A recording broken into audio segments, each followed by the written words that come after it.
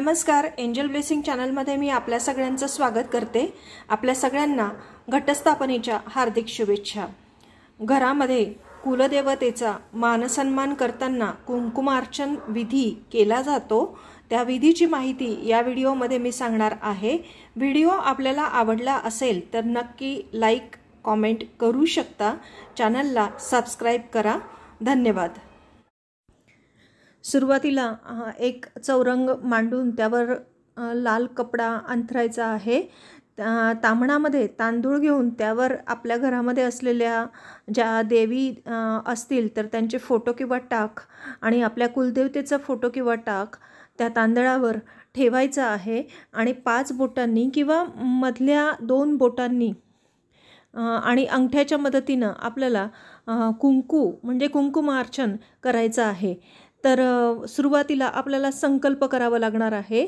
संकल्प म्हणजे काय की तुम्ही पूजा करताय तर तुम्ही कोण आहात, कोणत्या दिवशी तुम्ही पूजा करताय आणि त्याचा तुम्हाला काय फळ हवंय हे संकल्पामध्ये बोललं जातं। तर तो संकल्प करताना आपण उजव्या हातामध्ये पळीभर पाणी घेऊन तामणाच्या वर तो हात पकडायचा आहे आणि संकल्प करायचा आहे। संकल्पामध्ये बोलायचं आहे, मम आत्मनः सकल शास्त्रोक्त पुराणोक्त फल प्राप्त्यर्थम मम इह जन्मानि जन्मांतरेणच अखंडित सौभाग्य पुत्रपौत्रादि अभिवृद्ध्यर्थ धनधान्य दीर्घायुष्यादि सकल सिद्धिद्वारा मम मनुदेवी नामने कुलदेवता चरणार्पण कुंकुमार्चनम अहम करिष्ये। आता हातातील ते पाणी जे आहे ते तामणामध्ये सोडून द्यायचं आहे। कुंकुमार्चन वेगवेगळ्या पद्धतीने केलं जातं।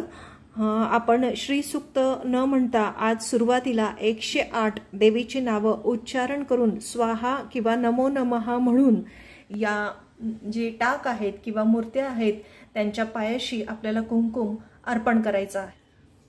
देवीची 108 नावाचं उच्चारण करून देवीच्या पायाशी प्रत्येक नावाच्या नंतर नमो नमः म्हणून पायाशी कुंकुमार्चन मी केलेलं आहे। नामावली पूर्ण झाल्यानंतर सगळे टाक आणि मूर्त्या ज्या असतील त्या स्वच्छ धुवून घ्यायच्या आहेत।